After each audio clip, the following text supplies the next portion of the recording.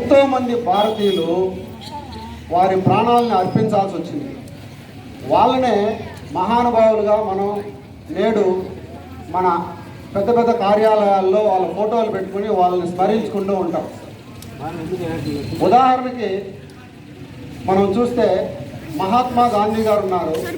మహాత్మా గాంధీ గారు భారతదేశంలో ఉండేటువంటి నాయకులందరినీ ఏకం చేసి బ్రిటిష్ వాళ్ళ మీద తిరగబడేదానికి, వాళ్ళ మీద పోరాటం చేసేదానికి పరితపించాడు. ఆ క్రమంలో అతను చాలా కోల్పోయాడు. ఒక చిన్న ఎగ్జాంపుల్, పూణే జైల్లో వారి సతీమణి కస్తూర్బా గాంధీ గారు చనిపోతే ఆయన అప్పటికే ఒక ఉద్యమంలో పాల్గొంటూ రెండు కన్నీటి బొట్టులు కాచి అక్కడి నుంచి ఆయన ఉద్యమంలో యథావిధిగా పార్టిసిపేట్ చేశారు. అంటే ఇంట్లో అత్యంత పెద్ద సమస్య ఉన్నా కూడా వాళ్ళు ఆ సమస్యని పట్టించుకోవాలా. దేశ ప్రజలు, ఈ ప్రజలే ముఖ్యమని వాళ్ళ కోసం పోరాటం చేశారు. వాళ్ళ కోసం వారిని వారు అర్పించుకున్నారు. మనం చేయలేకపోతున్నాం, మనం చేయాలనుకున్నది చేయలేకపోతున్నాం, వీళ్ళు అడ్డుపడుతున్నారు, మనం చేయలేకపోతే మన తర్వాత వచ్చేవాడన్నా చేస్తాడు, వాడికి అవకాశం వస్తుంది అనే ఉద్దేశంతో వాళ్ళు పోరాడారు. అలాగే డాక్టర్ బిఆర్ అంబేద్కర్ గారు ఉన్నారు. ఇక్కడ చదవడానికి అవకాశం లేదని లండన్కి వెళ్ళారు. లండన్కి వెళ్ళి లండన్ లైబ్రరీలో ఉండే పుస్తకాలన్నీ చదివాడు ఆయన. మనం మాత్రం మన బ్యాగ్లో ఉండే పుస్తకాలు కూడా చదవం.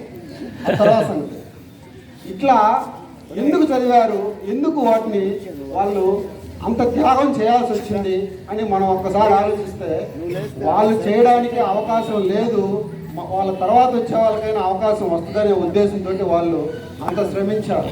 ఇక్కడ కేవలం గాంధీ గారో అంబేద్కర్ గారో కాదు, ప్రత్యక్షంగా కానీ పరోక్షంగా కానీ చాలామంది వ్యక్తులు భారతదేశానికి స్వాతంత్ర్యం రావాలి, రాజ్యాంగాన్ని రచించుకోవాలి, భారతదేశాన్ని అభివృద్ధి పదంలో ముందుకు తీసుకెళ్ళాలి, ప్రపంచ దేశాలన్నింటిలోకి భారతదేశాన్ని ముందుంచాలి అని వాళ్ళు కలలుగన్నారు.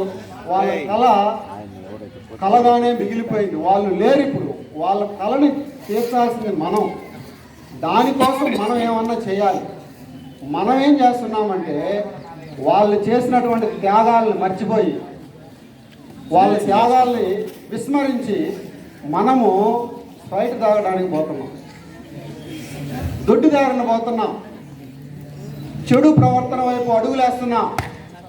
మీరు భారతదేశాన్ని ముందుకు తీసుకెళ్ళకపోయినా పర్వాలేదు, మీరు ఎదవలుగా మాత్రం ఉండదు, మంచి వాళ్ళుగా ఉండాలి.